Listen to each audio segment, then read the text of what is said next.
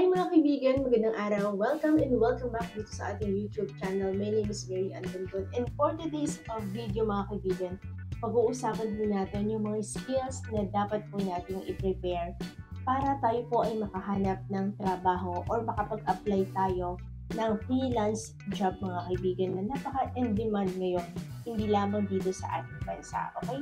So kung gusto ninyong malaman ang mga i-share natin sa inyong mga ideas and tips, make sure na tapusin mo ang video na to.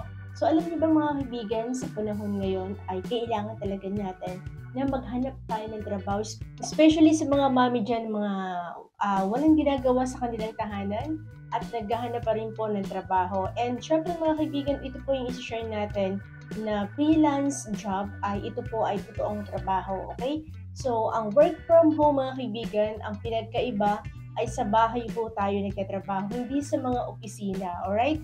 So, at i-make sure lang po natin, lagi po nating tatandaan na kapag tayo po ay mag-a-apply sa work from home job, ito ho ay totoong trabaho, okay? So, hindi ho ito biro-biro lang na gusto lang nating mag-freelance, kaya gusto ko magtrabaho, alright?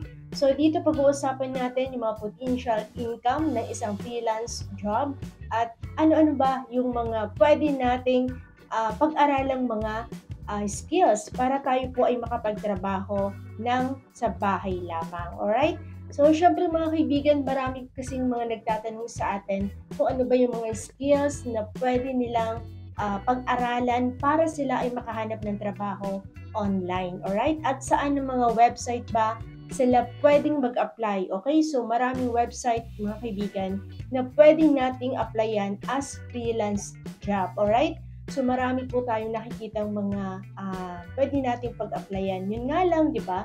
Minsan nag-aalangan tayo dahil sinasabi nila, halimbawa merong mga qualification, college graduate, college level, at may mga master pa. Dito po sa work from home or freelance job mga kaibigan, hindi natin kailangan dito ng mga ganong mga graduates, di ba? Kahit high school graduates tayo, basta marunong tayo ng mga basic skills ng computer or basic administrative task, pwede tayong mag-apply dito. Basta aralin lang po natin, di ba? Like for example, mga kaibigan, di ba?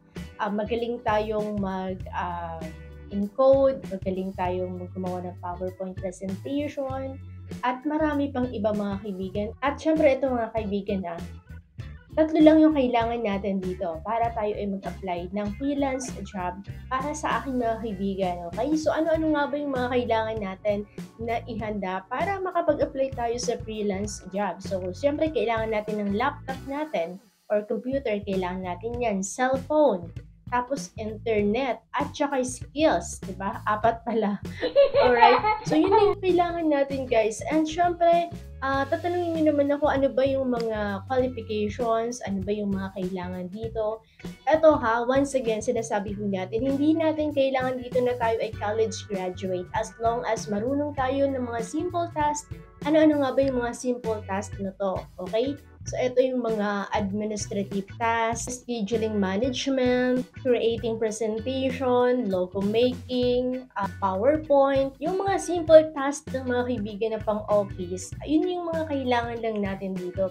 Pero marami naman tayong pwedeng aralin dito at manood lang tayo ng mga tutorials sa YouTube. Napakarami naman po dito pwede nating pag-aralan, at least maisama natin sa portfolio natin. Okay? Kasi guys, alam niyo yung kagandahan lang dito mga kaibigan, kapag isa po kayong freelancer, flexible po ang oras natin. Okay? Or oras ninyo. Bakit ko nasabi? Dahil dito ho ay oras lang ang binabayaran po sa atin. Okay? So halimbawa, 3 hours. Mga kaibigan, hindi ito kagaya ng mga nagtatrabaho tayo sa private or mga government, diba? So doon ay kailangan natin magtrabaho tayo ng 8 hours a day.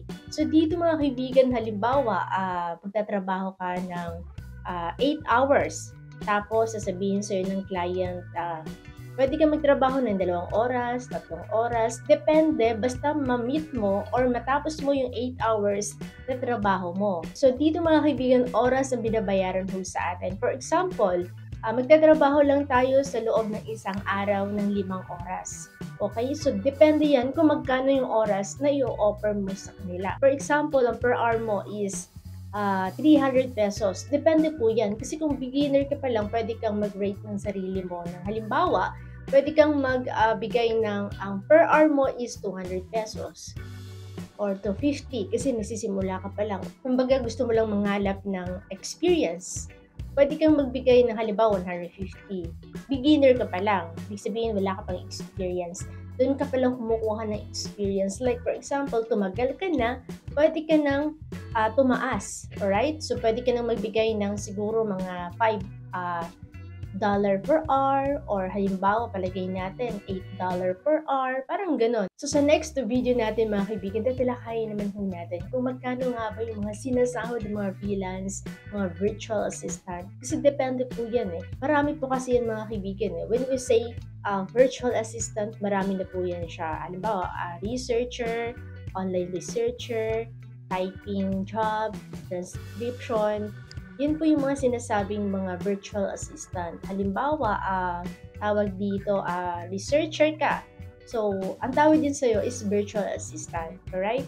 So, marami po kasi yan. Pag sinabi kong virtual assistant, mga kaibigan, napakalawak po yan eh. Sobrang lawak po ang ibig sabihin ng virtual assistant. Dropshipping, marami po. Product listing, product research, mga ganung mga work na pwede nating applyan dito sa online mga kaibigan. Okay, so sana po ay nakatulong sa inyo ang video na to. Nakatulong man, huwag kalimutang mag-subscribe at i-click ko ang notification bell para lagi kang updated every time na may bago tayong upload. Salamat, see you on my next video. Bye!